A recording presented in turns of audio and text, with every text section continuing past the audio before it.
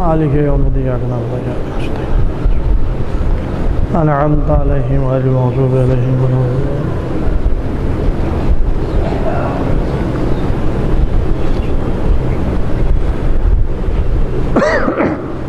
أعوذ بالله السميع العليم من الشيطان اللعين الرجيم. بسم الله الرحمن الرحيم.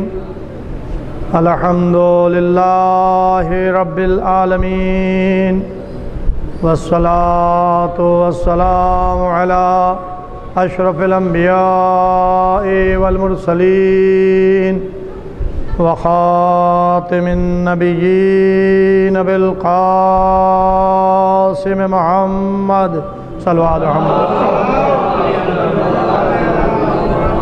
وعلى أهل بيته الطيبين الطاهرين المعصومين ولعنة الله على أعدائهم أجمعين. أما بعد فقد قال سبحانه تبارك وتعالى في كتاب المبين والفرقان الحميد وهو أصدق الصادقين وقوله الحق. بسم الله الرحمن الرحيم. يسبح لله ما في السماوات وما في الأرض ملك القدوس العزيز الحكيم هو الذي بعث في الأميين رسولا منهم يتلو عليهم آياته ويزكيهم ويعلمهم الكتاب والحکمہ وإن كانوا من قبل لفی ضلال مبین. صلوات محمد. عزیزوں، یہ مجالس عشرہ مجالس کا سلسلہ 29 ذوالحجہ سے شروع ہوتا ہے، جس کا آج تیسرا دن ہے، 2 محرم سن 1437 ہجری. درگاہ حضرت عباس علیہ السلام کی یہ مجلس، جس کا عنوان بیان عظمت پیغمبر ہے، اور قرآن مجید کی ان آیات کو سرنام کلام کی حیثیت سے پیش کیا گیا ہے جو سورہ جمعہ کی ابتدائی آیتیں ہیں. خداوند عالم اپنے صفات کو بیان کرتے ہوئے پیغمبر کی بعثت کا ذکر کر رہا ہے. یسبح للہ ما فی السماوات و ما فی الارض. زمین اور آسمان کے درمیان جتنی بھی چیزیں ہیں وہ سب اللہ کی تسبیح کر رہی ہیں، اللہ کی حمد و ثنا کر رہی ہیں. کون اللہ؟ ملک القدوس العزیز الحکیم، حقیقی مالک، حقیقی بادشاہ، جس کی حکومت پوری کائنات کے اوپر ہے، اس لیے کہ وہی کائنات کا پیدا کرنے والا ہے. اسی نے کائنات کو پیدا کیا. وہ ہر عیب سے پاک و پاکیزہ ہے، وہ عزیز ہے، وہ حکمت والا ہے. اور اس کے بعد ارشاد ہوتا ہے کہ هو الذی بعث فی الامیین. اسی نے امیین میں سے ایک رسول مبعوث کیا، یتلو علیہم آیاتہ،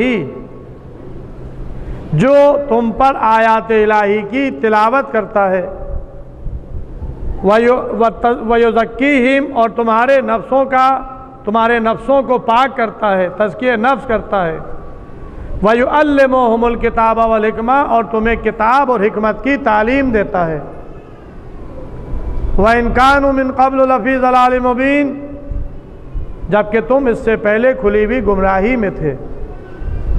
عزیزوں، میں نے کل عرض کیا تھا کہ خداوند عالم نے پیغمبر سے خطاب کیا کہ لولاک لما خلقت الافلاک، اے میرے نبی، اگر ہم آپ کو پیدا نہ کرتے تو یہ افلاک کو پیدا نہ کرتے. یہ اول مخلوق ہے، لیکن پیدا سب سے پہلے کیے گئے اور دنیا میں سلسلے انبیاء میں سب کے آخر مبعوث ہوئے، آخری نبی کہلائے، خاتم الانبیاء کا لقب ملا، رحمت للعالمین انہیں کہا گیا۔ آپ دیکھیں کہ جناب آدم کی عظمت ہے، اس لیے کہ وہ ابو البشر ہیں، انسانوں کے باپ ہیں، سلسلہ انسانیت جناب آدم سے چلا۔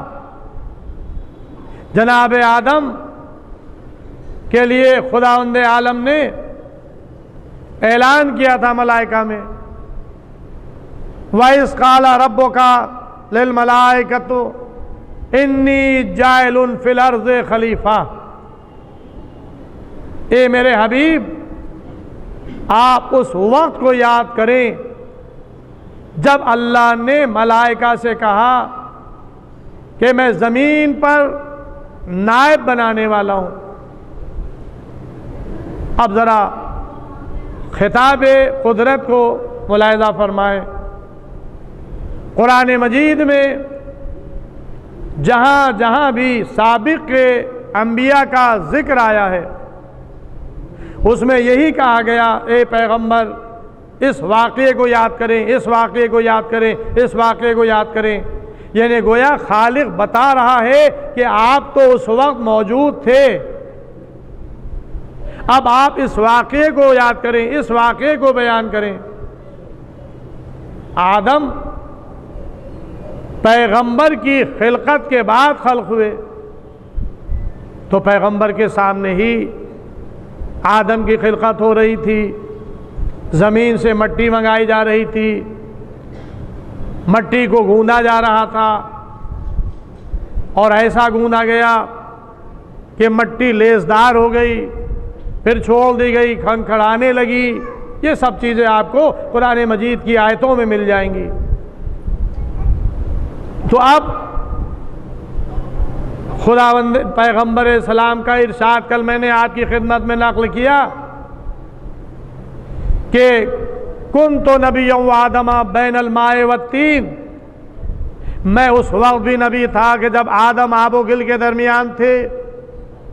تو اب تعجب نہ کریں کہ قرآن میں یہ کہا جا رہا ہے کہ اے پیغمبر اس وقت کو یاد کریں جب اللہ نے ملائکہ سے کہا کہ زمین پر میں نائب بنانے والا ہوں۔ تو یہ تو نبی تھے، یہ نبی تھے، ان کو وہ واقعہ یاد دلایا جا رہا ہے۔ ایک منظر سامنے آیا، ملائکہ کو حکم ہوتا ہے کہ جس وقت میں آدم کے جسد میں اپنی روح خاص پھونکوں تو تم سب کے سب سجدے میں چلے جانا۔ اب ذرا غور کریں کہ یہ بڑا مسئلہ، نازک مسئلہ ہے۔ یہ سجدہ کس کو تھا؟ یہ سجدہ آدم کو تھا یا اللہ کو تھا؟ بات واضح ہو جائے گی۔ اگر ملائکہ خود سے آدم میں روح پھونکتے وقت سجدے میں چلے جاتے تو یہ سجدہ آدم کو ہو جاتا، خود سے اگر ملائکہ سجدہ کرتے۔ لیکن جب اللہ نے حکم دیا کہ میں اپنی روح آدم کے جسد میں پھونکوں تو تم سب کے سب سجدے میں چلے جانا، تو اب یہ سجدہ آدم کو نہیں ہے، یہ سجدہ اللہ کے لیے ہے، یہ سجدہ اللہ کے لیے ہے۔ بس فرق اتنا ہے کہ آدم یہ قبلہ ہیں، یعنی سجدہ آدم کی طرف کیا جا رہا ہے لیکن سجدہ اللہ کے حکم سے ہو رہا ہے۔ آج جو لوگ مکے گئے ہیں یا جو لوگ دور سے نماز پڑھتے ہیں، آج ہمارا قبلہ کیا ہے؟ آج ہمارا قبلہ ہے خانہ کعبہ، اور یہ خانہ کعبہ قبلہ دویم ہے۔ قبلہ اولا ہمارا ہے بیت المقدس۔ یہود و نصارہ بیت المقدس کی طرف رخ کر کے نماز پڑھتے تھے، پیغمبر اسلام آئے تو انہوں نے بھی بیت المقدس کی طرف رخ کر کے نماز پڑھنا شروع کی، تو اب یہود و نصارہ کہتے تھے کہ مسلمانوں کا کوئی قبلہ نہیں ہے، مسلمانوں کا کوئی قبلہ نہیں ہے، یہ ہمارے قبلے کی طرف رخ کر کے نماز پڑھتے ہیں۔ عزیزوں، یہ ہمارا اور تمہارا نہیں ہے، بیت المقدس بھی اللہ کا گھر ہے اور خانہ کعبہ بھی اللہ کا گھر ہے۔ بیت المقدس کو جناب سلیمان پیغمبر نے بنایا تھا یروشلم میں، اور خانہ کعبہ یہ اللہ کے حکم سے ابراہیم اور اسماعیل نے تعمیر کیا تھا مکے کی سرزمین پر۔ تو یہ بھی اللہ کا گھر، وہ بھی اللہ کا گھر، عبادت کی جگہ۔ تو لہذا یہود و نصارہ بیت المقدس کی طرف رخ کر کے نماز پڑھتے تھے۔ پیغمبر مبعوث ہوئے تو پیغمبر کا رخ بھی اسی طرف تھا، لیکن پیغمبر کی خواہش تھی کہ ہمارا اپنا بھی قبلہ ہو، تو آسمان کی جانب دیکھتے تھے، دل میں ارادہ تھا، اللہ ارادے کو سمجھ گیا، کہا کہ میں تمہیں ایسا طریقہ بتاؤں گا کہ تم راضی ہو جاؤ گے۔ پیغمبر مدینے آ چکے ہیں، راستے میں تھے، نماز بیت المقدس کی طرف ہو رہی تھی کہ حکم خدا آیا کہ اپنا قبلہ بدل دو، اب آج سے خانہ کعبہ کی طرف رخ کر کے نماز پڑھو۔ تو اس وقت سے لے کر آج تک اور آج سے قیامت تک اب جو ہمارا قبلہ ہے وہ ہے خانہ خدا، خانہ کعبہ، جو مکے کی سرزمین پر ہے۔ جب آپ مکے کی سرزمین پر جاتے ہیں اور حرم میں داخل ہوتے ہیں تو کدھر رک کر کے نماز پڑھتے ہیں؟ خانہ کعبہ میں جب آپ حرم میں داخل ہوتے ہیں تو خانہ کعبہ سینٹر میں ہوتا ہے اور چاروں طرف سے نماز ہو رہی ہوتی ہے۔ جیسے یہاں پر نماز ہوتی ہے درگاہ میں یا اور مسجدوں میں، تو ایک رخ رہتا ہے، جدھر بھی ہم ہیں ہمارا رخ کعبے کی طرف ہے، کعبے کی طرف رخ ہے۔ لیکن جب چاروں طرف سے لوگ سینٹر میں پہنچ جاتے ہیں، خانہ کعبہ پہنچ جاتے ہیں، تو اب کوئی ایک سمت نہیں ہوتی، جو مغرب کی طرف ہے اس کا رخ بھی خانہ کعبہ کی طرف، جو مشرق کی طرف ہے اس کا رخ بھی خانہ کعبہ کی طرف، جو اتر کی طرف ہے اس کا رخ بھی خانہ کعبہ کی طرف، جو دکھن کی طرف ہے اس کا رخ بھی خانہ کعبہ کی طرف۔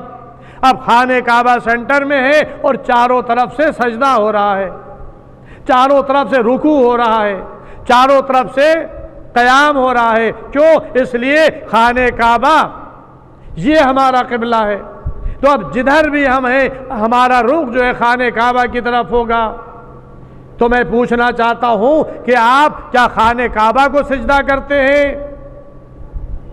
جو خانہ کعبہ میں ہیں کیا وہ خانہ کعبہ کو سجدہ کرتے ہیں؟ تو جواب ملے گا کہ نہیں، ہم خانہ کعبہ کو سجدہ نہیں کرتے، خانہ کعبہ کی طرف سجدہ کرتے ہیں۔ تو جس طرح سے آج خانہ کعبہ ہمارا قبلہ ہے، ہمارا رخ خانہ کعبہ کی طرف ہوتا ہے، بس یہی مسئلہ ملائکہ کا تھا۔ ملائکہ کے لیے آدم کو قبلہ رخ بنایا گیا تھا، چاروں طرف ملائکہ تھے، بیچ میں آدم تھے۔ ادھر حکم خدا ہوا کہ میری روح خواہ جب آدم کے جسد میں جائے تو سب کے سب سجدے میں چلا جانا۔ تمام ملائکہ نے سجدہ کیا، تو یہ سجدہ آدم کو نہیں ہو رہا تھا، یہ حکم خدا سے ہو رہا تھا۔ سب نے سجدہ کیا، ابا واستکبر الا ابلیس، سوائے ابلیس کے۔ ابا واستکبر وکان من الکافرین، اور اس نے غرور کیا، گھمنڈ کیا، اور وہ کافرین میں سے ہو گیا۔ اب عزیزوں، یہاں پر قرآن احادیث دونوں ہیں کہ یہ ابلیس کون تھا۔ قرآن نے کہا وکان من الجن، یہ جن میں سے تھا، جن زمین پر آباد تھے، خوریزی کی، لیکن یہ اس میں سے عبادت گزار جن تھا، اس نے بڑی عبادت کی۔ اور مولا کائنات علی بن ابی طالب علیہ السلام نے نہج البلاغہ میں اس کا ذکر کیا ہے کہ ایک سجدہ اس کا ایسا تھا جس کی وجہ سے یہ ملائکہ کی صفوں میں چلا گیا اور ملائکہ کی صفوں میں عبادت کرنے لگا۔ ملائکہ یہ سمجھتے تھے کہ یہ ہم ہی میں سے ہے، لیکن یہ اس وقت بات کھلی جب اس نے آدم کو سجدہ کرنے سے انکار کیا۔ اب اس کی غلط فہمی کیا تھی؟ خداوند عالم سے ریکویسٹ کر رہا تھا، درخواست کر رہا تھا، اے پروردگار مجھے آدم کی طرف سجدہ کرنے سے باز رکھ، میں تیری ایسی عبادت کروں گا کہ آج تک کسی نے نہیں کی ہوگی۔ یہ اللہ سے کہہ رہا تھا۔ قیامت کو ابلیس مانتا تھا، قیامت کا منکر نہیں تھا، اور کہہ رہا تھا کہ ہم قیامت تک کے تیری عبادت کرتے رہیں گے۔ اللہ کو مان رہا تھا، قیامت کا اقرار کر رہا تھا، عبادت کر رہا تھا، سجدے کر رہا تھا، لیکن خداوند عالم نے ابلیس کو بتایا کہ دیکھو عبادت اس طرح سے کرو جس طرح میں چاہتا ہوں، اپنی مرضی سے عبادت نہ کرو، ہمارے بتائے ہوئے طریقے پر عبادت کرو۔ اگر ہم حکم دے رہے ہیں کہ آدم کے سامنے سجدے میں چلے جاؤ تو یہ میرا حکم ہے، اب تم نے میرے حکم کی نافرمانی کی۔ یہ آدم کو سجدہ نہیں تھا، یہ حکم خدا کی تعمیل ہو رہی تھی۔ جس طرح سے اس نے حکم دیا کہ اقیموا الصلاۃ، نماز قائم کرو، تو اب اس کا حکم ہے ہمیں نماز پڑھنا ہے۔ اس نے حکم دیا کہ روزہ رکھو تو ہمیں روزہ رکھنا ہے۔ اس نے حکم دیا کہ مستطیع ہو جاؤ تو حج کرو تو ہمیں حج کرنا ہے۔ تو اگر ہم حج نہ کریں مستطیع ہونے کے بعد تو یہ اللہ کی نافرمانی ہے۔ اگر ہم نماز نہ پڑھیں تو یہ اللہ کی نافرمانی ہے۔ اگر ہم روزہ نہ رکھیں تو یہ اللہ کی نافرمانی ہے۔ تو اس نے حکم دیا تھا کہ سجدے میں چلے جاؤ، تو اس نے سجدہ نہیں کیا، تو اس نے اللہ کی نافرمانی کی۔ تو کیا نتیجہ ہوا؟ اب اللہ کی بارگاہ سے نکال دیا گیا، قیامت تک کے لیے لعنت کا مستحق بن گیا۔ کیوں مستحق بنا؟ ایک آدم کو نہ ماننے سے۔ تو جو ایک اللہ کے خلیفہ کو نہ مانے وہ مستحق لعنت بن جاتا ہے۔ یہ پہلا خلیفہ تھا، زمین پر اللہ کا نمائندہ بن رہا تھا، تو ایک اللہ کے نمائندے کو، خلیفہ کو نہ ماننے سے ابلیس قیامت تک لعنت کا مستحق ہو گیا، وَكَانَ مِنَ الْكَافِرِينَ، اور کافرین میں سے ہو گیا۔ تو عزیزوں، جو آخری نبی کے جانشین کو نہ مانے، جو اللہ کے اس آخری خلیفہ کو نہ مانے، اس کا کیا حشر ہوگا؟ تو تاریخ نے بتایا، سائلہ سائل بعذاب واقع، سائل نے سوال کیا عذاب کا اور وہ واقع ہو گیا، جو کافرین کے لیے ہے، جو کافرین سے دور نہیں کیا جا سکتا۔ عزیزوں، یہ خلافت آدم کی خلافت تھی، اور یہ خلافت مولا کائنات علی ابن ابی طالب علیہ السلام کی خلافت ہے۔ جو خلافت کا انکار کرتا ہے وہ نافرمان، اللہ کا نافرمان، رسول کا نافرمان۔ لہذا اگر خلافت علی کا انکار کیا تو تاریخ نے اور قرآن نے یہ بتایا کہ علی کی خلافت کو نہ ماننے والا عذاب الہی کا مستحق بن گیا۔ حارث نعمانی فہری غدیر میں نہیں تھا، یہ مدینے میں تھا۔ رسول غدیر کا اعلان کر کے مکے سے مدینے آ چکے ہیں، اور یہ آ کر کہتا یا رسول اللہ، آپ نے نماز پڑھنے کا حکم دیا کہ 5 وقت کی نماز پڑھو، ہم نے نماز پڑھی۔ آپ نے ماہ رمضان کے روزوں کا حکم دیا، ہم نے روزے رکھے۔ آپ نے حج کا حکم دیا، ہم نے کیا۔ آپ نے جہاد کا حکم دیا، ہم نے جہاد کیا۔ اب آپ نے اپنے بھائی علی کو ہم پر حاکم بنا دیا۔ اگر یہ کام آپ کی طرف سے ہے تو ماننے کے لیے تیار نہیں، اور اگر یہ اللہ کی طرف سے ہے تو اب اس نے اپنے ناقے کا رخ کیا اور یہ کہتا ہوا چلا کہ اگر یہ اللہ کی طرف سے ہے تو ہم اس سے دعا کرتے ہیں کہ وہ ہم پر پتھر برسائے۔ ابھی میں نے کل عرض کیا تھا کہ خانے کعبہ کو ڈھانے کے لیے ابرہہ کا لشکر آ رہا تھا، تو اللہ نے پرندوں کو بھیجا جن کے منقار و پنجوں میں چھوٹی چھوٹی کنکریاں تھیں، پتھر تھے، اور وہ پتھر گرتا تھا تو میں ہاتھی کے سوار مثل چبائے ہوئے بھوسے کے ہو جاتا تھا۔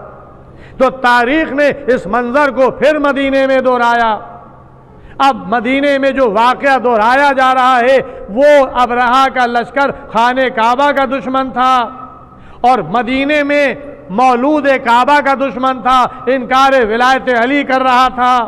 لہذا قدرت نے وہی عذاب مولود کعبہ کے دشمن کے لیے تجویز کیا کہ آسمان سے ایک پتھر گرا اور سر پر گرا اور پیخانے کے مقام سے نکل گیا اور وہیں پر گرا اور ہلاک ہو گیا۔ یعنی حارث علی کی خلافت کو نہیں مان رہا ہے تو خداوند عالم اسے دنیا میں عذاب دے کر رسوا کر رہا ہے، بتا دیا کہ علی کی ولایت کو نہ ماننے والا عذاب الہی کا مستحق ہے، اگر دنیا میں بچ جائے گا تو آخرت میں وہ عذاب الہی سے نہیں بچ سکتا۔ صلوات محمد وآلہ محمد۔ بس عزیزوں، تو یہ پہلے آدم ہیں زمین پر اللہ کی حجت اور خلیفہ، لیکن عزیزوں تاریخ نے لکھا کہ آدم کے روح میں جب آدم کے جسد میں جب روح پھونکی گئی تو وہ نور پیغمبر تھا، وہ نور اہل بیت تھا جو آدم کی پیشانی میں رکھا گیا۔ آدم زمین پر آئے تو پیشانی میں نور محمدی جلوہ افروز تھا۔ جب یہ آدم دنیا سے جانے لگے تو یہ نور شیش میں منتقل ہوا، جب شیش جانے لگے تو ان کی اولاد میں منتقل ہوا، یہاں تک کہ نوح تک آیا، اور نوح کے بعد پھر یہ سلسلہ نور کا چلنے لگا، ابراہیم تک آیا۔ جس وقت ابراہیم نارے نمرودی میں ڈالے جا رہے تھے تو نور محمدی ابراہیم کی پیشانی میں تھا، اور جب یہ نور ابراہیم کے بعد یہ نور اسماعیل میں منتقل ہو گیا، اور اسماعیل یہ اولاد ابراہیم پہلی اولاد ہیں جو خانہ کعبہ میں آ کر آباد ہوئے۔ اب اس کے بعد حامل نور کا سلسلہ چلا۔ پیغمبر نے حدیث میں ارشاد فرمایا کہ میرا نور آدم سے چلا، عبد المطلب تک آیا، صلب طاہرہ، ارحام پاکیزہ، یعنی جن ماؤں کے پیٹ میں رہا وہ بھی پاکیزہ، جن باپوں کے صلبوں میں رہا وہ بھی طاہر، کبھی نجاست سے نور محمدی نہیں منتقل ہوا۔ آپ کے آب و اجداد ہمیشہ موحد تھے، اللہ کو ماننے والے تھے، اللہ کی عبادت کرنے والے تھے۔ تو اب جو پیغمبر کے آب و اجداد کو کافر کہتے ہیں وہ خود کافر ہیں، اس لیے کفر ہے نجاست۔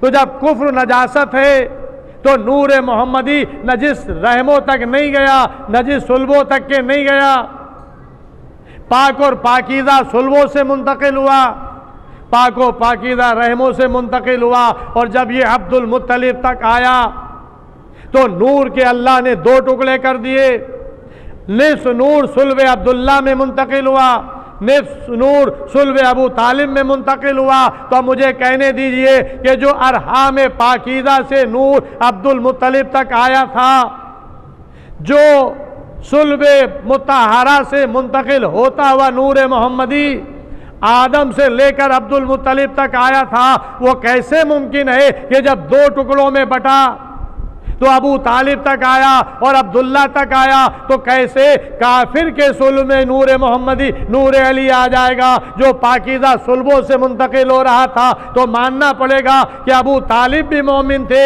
عبداللہ بھی مومن تھے، پیغمبر کے باپ بھی مومن، علی کے باپ بھی مومن، جناب آمنہ بھی مومنہ جن کے رحم میں نور محمدی منتقل ہوا، جناب فاطمہ بنت اسد بھی مومنہ جن کے رحم میں نور علی منتقل ہوا، یہ ہے سلسلہ نور محمدی کا۔ 17 ربیع الاول 1 عام الفیل کو پیغمبر اس دنیا میں آئے، اور 13 رجب سن 30 عام الفیل کو علی ابن ابی طالب اس دنیا میں تشریف لائے۔ صلوات محمد وآل محمد۔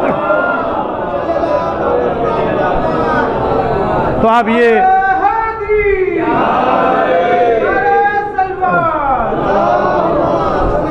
بس فرق اتنا ہے کہ اللہ نے ایک نور کو 2 حصوں میں تقسیم کیا، اور پھر اس کے لیے رسول نے ارشاد فرمایا کہ انا وعلی من نور واحد، میں اور علی ایک نور کے 2 ٹکڑے ہیں۔ ایک نور چلا آدم سے اور عبد المطلب تک کے، یہ ایک نور تھا، یہاں پر آ کر نور کے 2 ٹکڑے ہوئے، تو ایک نور کے 2 ٹکڑے ہو رہے ہیں۔ ایک نور نور علی ہے اور دوسرا نور نور پیغمبر ہے۔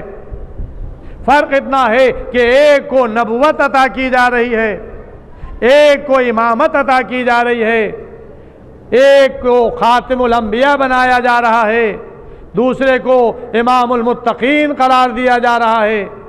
ایک دین اسلام کو لانے والا ہے اور ایک دین اسلام کو بچانے والا ہے، ایک قرآن کو پہنچانے والا ہے اور دوسرا قرآن کے تعلیمات کو بتانے والا ہے۔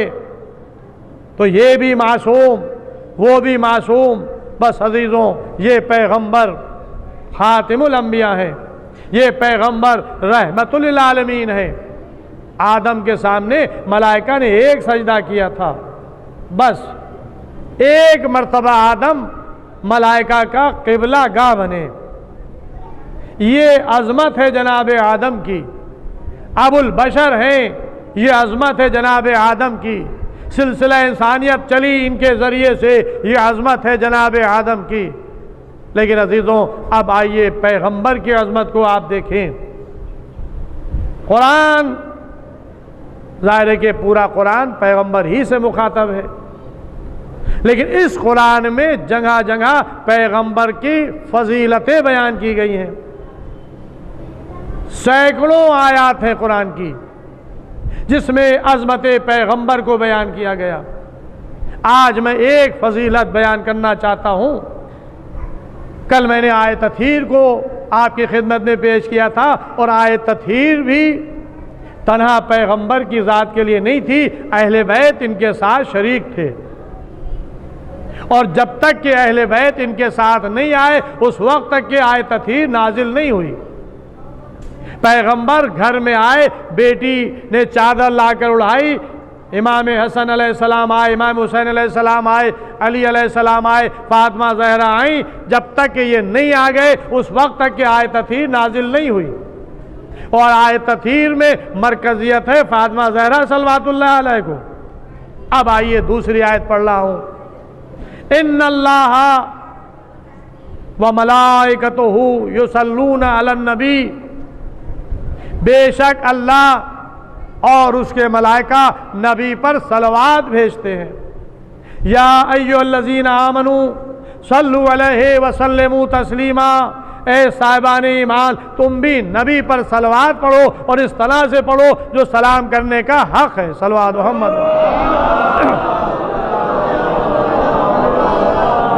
اب ذرا غور کریں، آدم کے سامنے سجدہ ریز کون ہو رہا تھا؟ ملائکہ، ذات الہی نہیں، اللہ کی ذات حکم دینے والی تھی، سجدہ ملائکہ کر رہے تھے، یہ آدم کی خصوصیت تھی۔ لیکن جب پیغمبر کی باری آئی تو اللہ کیا کہہ رہا ہے؟ جو کسی وہ خود عبادت کے لائق ہے اس کی عبادت کی جاتی ہے، وہ کسی کی عبادت نہیں کرتا، وہ کسی کی پرستش نہیں کرتا، ہر چیز اللہ کی عبادت کر رہی ہے۔ زمین و آسمان کے درمیان جتنی چیزیں ہیں وہ اللہ کی تسبیح کر رہی ہیں۔ لیکن اللہ کیا کہہ رہا ہے؟ ان اللہ و ملائکتہ یصلون علی النبی، اللہ بھی صلوات بھیج رہا ہے نبی پر، اور اس کے ملائکہ بھی نبی پر صلوات بھیج رہے ہیں۔ یا ایھا الذین آمنوا صلوا علیہ وسلموا تسلیما، اے صاحبان ایمان تم بھی نبی پر صلوات بھیجو اور سلام کرو اس طرح سے جو سلام کرنے کا حق ہے۔ اب آپ بتائیں کہ اس عظیم عبادت میں اللہ لا شریک ہے یا نہیں؟ میں حدیث نہیں پڑھ رہا ہوں، قرآن کی آیت پڑھ رہا ہوں، پھر دہرا دوں، ان اللہ، یہ حرف انا جو ہے یہ حرف تحقیق ہے، بے شک، یقیناً، ان اللہ، یقیناً اللہ، و ملائکتہ، اور اس کے ملائکہ کیا کر رہے ہیں؟ یصلون علی النبی، نبی پر صلوات پڑھ رہے ہیں۔ کون پڑھ رہا ہے؟ اللہ پڑھ رہا ہے، ملائکہ پڑھ رہے ہیں۔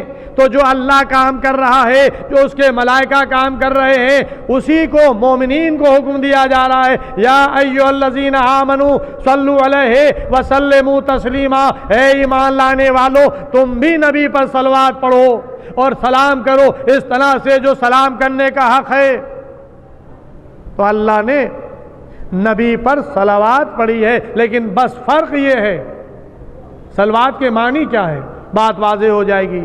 صلوات کے معنی ہے دعا کی رحمت کرنا، رحمت کی دعا کرنا۔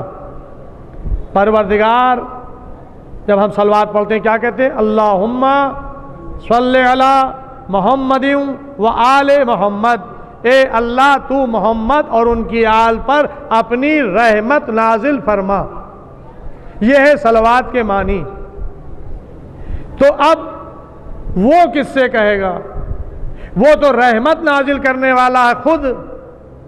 تو بس یہاں پر علماء نے بتایا، ائمہ نے بتایا کہ اللہ کی صلوات پڑھنے کا مقصد یہ ہے کہ وہ رحمت نازل کرنے والا ہے، ملائکہ رحمت لے کر آنے والے ہیں، اور صاحبان ایمان اللہ کی بارگاہ میں دعا کرتے ہیں کہ پروردگار تو رحمت نازل فرما، اور محمد اور ان کی آل پر۔ یہاں پر اکثر مسلمانوں نے دم بریدہ صلوات پڑھی، اللہم صلی علی محمد کہہ کر رک جاتے ہیں۔ پیغمبر کے دور میں بھی ایسا ہو رہا تھا، تو پیغمبر نے تاکید فرمائی اور آپ نے تنبیہ کی، فرمایا، حدیث میں آیا ہے کہ اے لوگوں دم بریدہ صلوات نہیں پڑھا کرو، یعنی ادھوری صلوات نہ پڑھا کرو۔ جب صلوات پڑھو تو میرے ساتھ میری آل کو بھی شریک کرو۔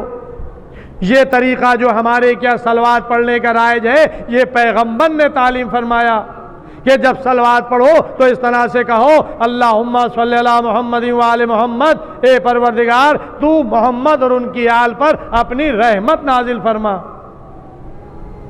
اب عزیزوں، یہی صلوات وہ ہے کہ جس سے نماز کی قبولیت ہے۔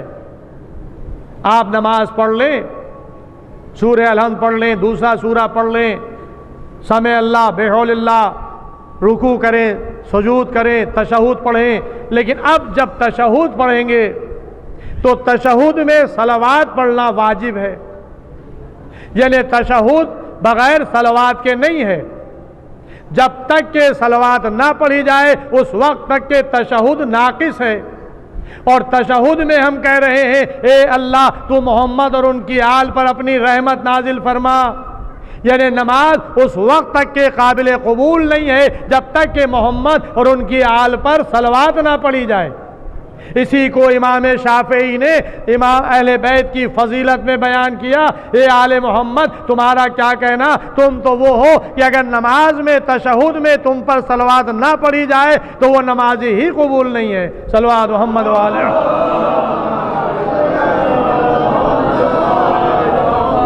اب آپ دیکھیں عظمت پیغمبر کیا ہے۔ ملائکہ کے نے ایک مرتبہ آدم کے سامنے سجدہ کیا تھا، اور پیغمبر پہ دن میں 5 وقت کی نمازوں میں صلوات پڑھی جا رہی ہے۔ اللہ بھی صلوات پڑھ رہا ہے، اس کے ملائکہ بھی صلوات پڑھ رہے ہیں، اور صاحبان ایمان کو بھی حکم ہے کہ تم بھی صلوات پڑھو، تم بھی سلام کرو۔ تو اب سلام پیغمبر کو کرنا السلام علیکہ یا رسول اللہ کہنا یہ بدعت نہیں ہے، یہ حکم خدا ہے کہ نبی پر صلوات بھی پڑھو، نبی پر سلام بھی کرو۔ آپ کہیں گے کہ سلام زندوں پر کیا جاتا ہے، مردوں پر نہیں، لیکن اللہ کہہ رہا ہے کہ نبی پر صلوات پڑھو، سلام کرو۔ یہ نبی ہو چاہے ائمہ ہو، یہ زندہ ہیں، ہماری باتوں کو سنتے ہیں، ہماری نظروں سے پوشیدہ ہیں، لیکن ہماری گفتگو کو سنتے ہیں، ہماری باتوں کو سنتے ہیں اور ہمیں جواب سلام بھی دیتے ہیں۔ یہ زیارتیں، یہ رسول خدا کی زیارت کیا ہے؟ ہم خانہ مدینہ منورہ جاتے ہیں، قبر رسول پر جا کر السلام علیکہ یا رسول اللہ کہتے ہیں، سلام ہو اے اللہ کے رسول آپ پر۔ ہم کربلا جاتے ہیں، السلام علیکہ یا ابا عبداللہ کہتے ہیں۔ ہاں عزیزوں، امام حسین علیہ السلام امام ہو یا رسول ہو، وہ ہماری باتوں کو سنتا بھی ہے اور اس کا جواب بھی دیتا ہے۔ صلوات پڑھنا، سلام کرنا، یہ ہمارے عبادتوں کا جز ہے، اس کا اجر ہے، اس کا ثواب ہے۔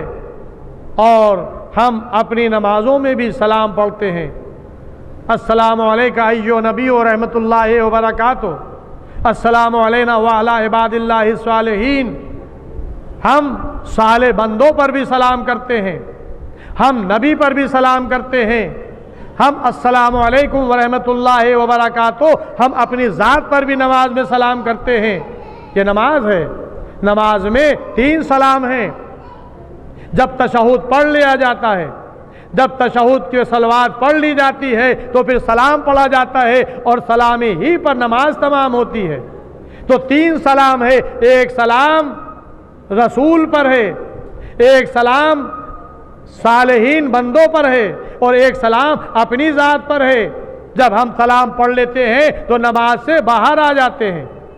جب تکبیرۃ الاحرام کہتے ہیں، اللہ اکبر کہتے ہیں تو نماز کا آغاز ہوتا ہے، اور جب سلام پھیرتے ہیں تو نماز سے باہر آتے ہیں، نماز تمام ہو جاتی ہے۔ اور اس کے بعد ہمارے کیا طریقہ ہے کہ نماز ختم کرنے کے بعد کربلا کا رخ کر کے سلام پڑھتے ہیں حسین پر، جن کی وجہ سے آج نمازیں قائم ہیں، جن کی وجہ سے آج روزے باقی ہیں، جن کی وجہ سے آج قرآن قائم ہے، جن کی وجہ سے آج اسلام شریعت باقی ہے۔ ہاں عزیزوں، یہ 10 دن محرم کے اور 72 کا تذکرہ جو حق ہے وہ ادا نہیں ہو پاتا۔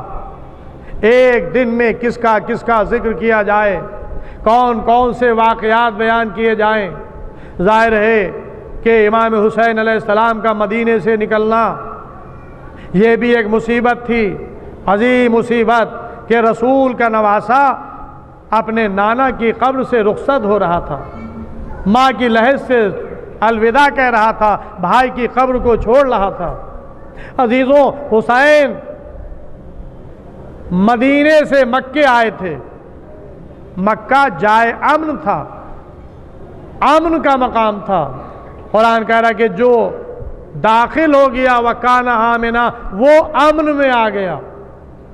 رسول کا نواسا مکے اسی لیے آیا تھا کہ یہ امن کی جگہ ہے، لیکن یزیدی کارندے احرام کے لباس میں، حاجیوں کے لباس میں اسلحہ چھپائے ہوئے مکے کی سرزمین پر پہنچ چکے تھے، اور یہ پلان تھا کہ جب حسین حج کر رہے ہوں گے تو انہیں عین حالت حج میں قتل کر دیا جائے گا، پتہ بھی نہیں چلے گا قاتل کون ہے۔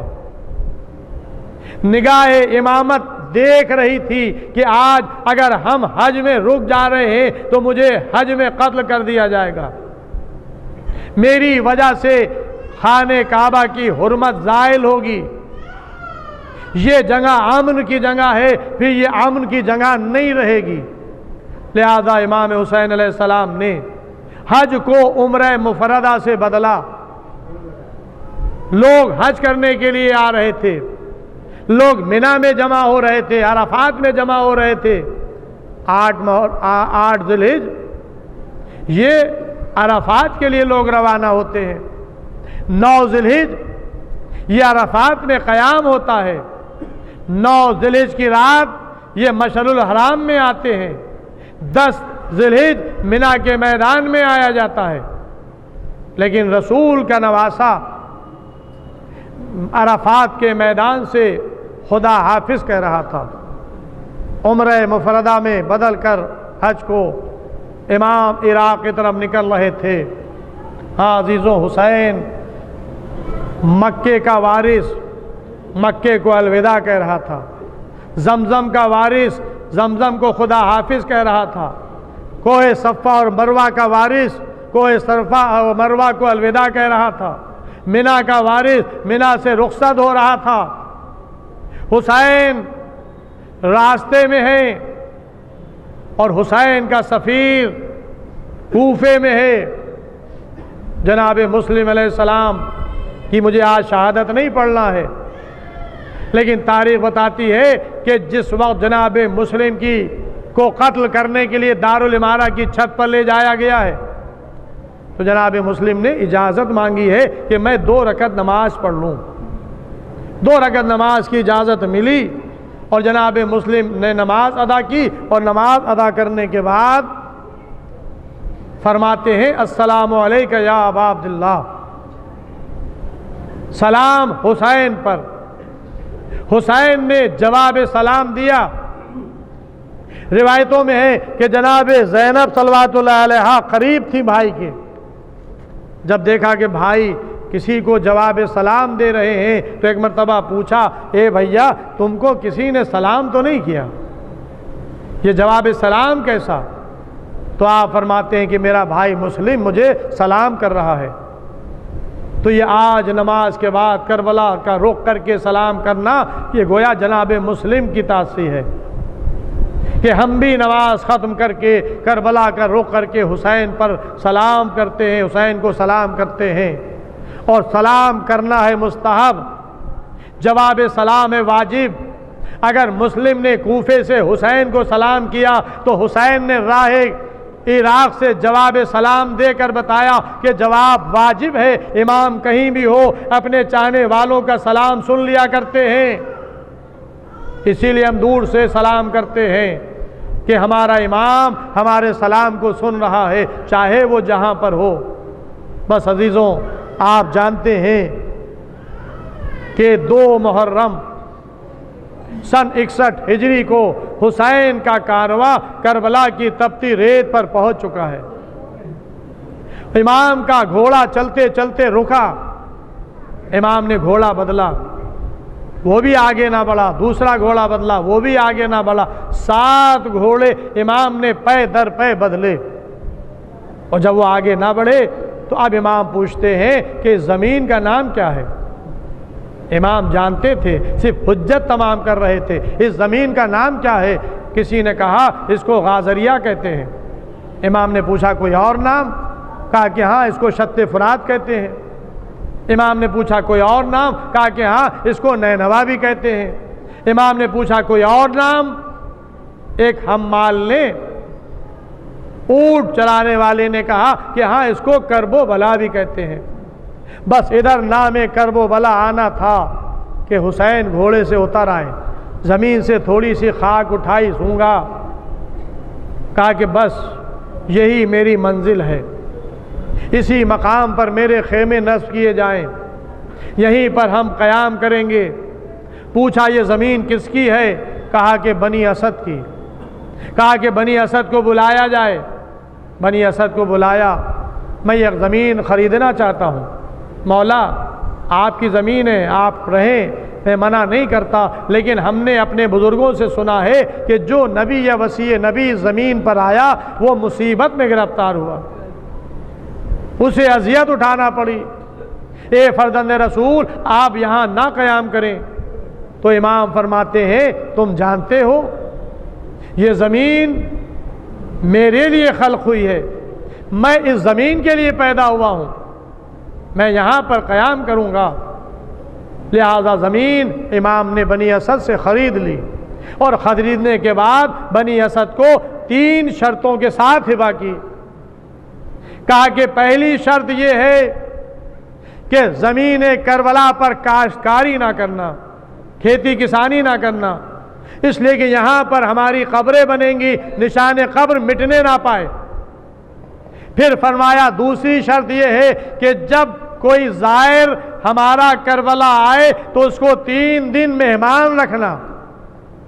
میں کہتا ہوں آقا یہ 3 دن کی آپ نے شرط کیوں لگا دی؟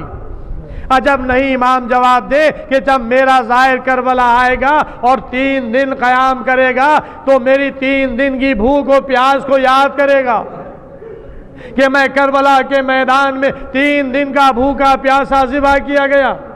اور اس کے بعد امام فرماتے ہیں تیسری شرط یہ ہے کہ جب میں قتل کر دیا جاؤں، میرے لاشیں زمین گھر پر پڑے ہوں گے، کوئی دفن کرنے والا نہ ہوگا، تو تم آنا ہمارے لاشوں کو سپرد خاک کر دینا۔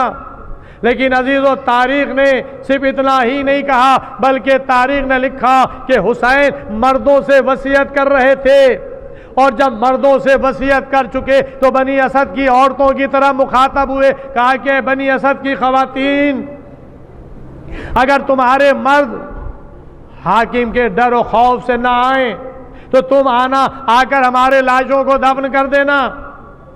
اور اس کے بعد روایت کے دوسرے فقرہ یہ ہے، فرماتے ہیں وہ چھوٹے چھوٹے بچے جو اپنے ماں باپ کے ساتھ کھیلتے ہوئے آئے تھے، انگلی پکڑے ہوئے آئے تھے، امام ان سے مخاطب ہوئے، کہا کہ اے بچوں اگر تمہارے ماں باپ نہ آئے تو تم کھیلتے ہوئے آنا، ایک ایک مٹھی خاک ہمارے لاشوں پر ڈال دینا، اجرکم اللہ۔ میں کہوں گا آقا، اے آقا کربلا میں آپ نے بچوں سے وصیت کی تھی، آپ نے بوڑھوں سے وصیت کی تھی، آپ نے عورتوں سے وصیت کی تھی، اے آقا ہم ہندوستان میں رہ کر اپنے گھروں میں آپ کا تعزیہ رکھتے ہیں، اور عاشورہ جب آتی ہے تو اپنے سروں پر اٹھا کر لے جاتے ہیں اور جا کر دفن کرتے ہیں۔ یہ دفن اس لیے کرتے ہیں کہ اگر ہم کربلا میں ہوتے تو آپ کے لاشیں بے کور و کفن پڑے نہ رہتے۔ اجرکم اللہ۔ ہاں عزیزوں، حسین نے لاشیں دفن کرنے کے لیے کہا، لیکن ہاں ذرا 11 محرم کو کربلا کی تپتی ریت پر آ جائیے، اسیروں کا قافلہ، بیویوں کا قافلہ۔ اب مردوں میں سید سجاد کے علاوہ کوئی نہیں ہے، ایک بیمار امام، ان کے ساتھ خواتین جن کے ہاتھوں میں رسیاں بندھی ہوئی ہیں، ناکوں کی پشت پر سوار کی گئی ہیں، جس پر نہ محملیں ہیں، جس پر نہ پردے ہیں، بے کجاوا اونٹ ثانیہ زہرا ناکے پر سوار ہیں، جناب ام کلثوم ناکے پر سوار ہے، اور 11 محرم کو یہ قافلہ جا رہا ہے۔ بڑی شان سے مدینے سے قافلہ آیا تھا، علی اکبر ساتھ تھے، قاسم ساتھ تھے، اونو محمد ساتھ تھے، عباس اور حسین ساتھ تھے، لیکن آج یہ قافلہ جا رہا ہے، سالار قافلہ زمین گرم پر پڑا ہوا ہے، ایک بیمار امام ساتھ میں ہے۔ ہاں عزیزوں، ایک مرتبہ تاریخ کے فقرے ہیں کہ جناب ام کلثوم نے مدینے کا رخ کر کے آواز دی، اے نانا آپ کی نماز جنازہ ملائکہ سماوات نے پڑھی تھی، آسمان سے ملائکہ نازل ہوئے تھے جنہوں نے آپ کی نماز جنازہ پڑھی تھی، لیکن آپ کے نواسے کا لاشا کربلا کی زمین پر پڑا ہوا ہے۔ ہاں عزیزوں، یزیدی ادھر سے اہل بیت کو لے کر چلے جہاں پر شہداء کے بے کفن لاشیں پڑے ہوئے تھے۔ جب جناب زینب کی نظر اپنے بھائی کے جسم کے ٹکڑوں پر پڑی تو ایک مرتبہ اپنے کو ناقے کی بلندی سے گرا دیا، ناقے کی بلندی سے گرایا، بہن بھائی کے لاشیں پر آئی، جسم کے ٹکڑوں کو اکٹھا کرنا شروع کیا، ابھی بہن بھائی کے لاشیں پر تھی، ایک مرتبہ بھائی کی لاش چھوڑی، سید سجاد کے ناقے کے قریب گئی اور جا کر کہا، اے بیٹا سید سجاد، مردوں میں تمہارے علاوہ کون ہے؟ اے بیٹا اپنے کو سنبھالو، قریب ہے کہ تمہاری روح جسم سے پرواز کر جائے۔ بس عزیزوں، ہمارا آپ کا چوتھا امام جواب دیتا ہے، اے پھوپھی اماں آپ نے نہیں دیکھا، ان ظالموں نے اپنے کشتہ نجس کو دفن کر لیا، ان پر نماز جنازہ بھی پڑھی، انہیں دفن بھی کیا۔ آئے میرے بابا کا لاشا، میرے میرے بھائیوں کے لاشیں، میرے چچا کا لاشا زمین گھر پر پڑا ہوا ہے، ارے وہ بیٹا کیا کرے کہ جس کے ہاتھوں میں ہتکڑیاں، پیروں میں بیڑیاں، گلے میں طوق خاردار۔ انا للہ و انا الیہ راجعون۔ رضا بقضاء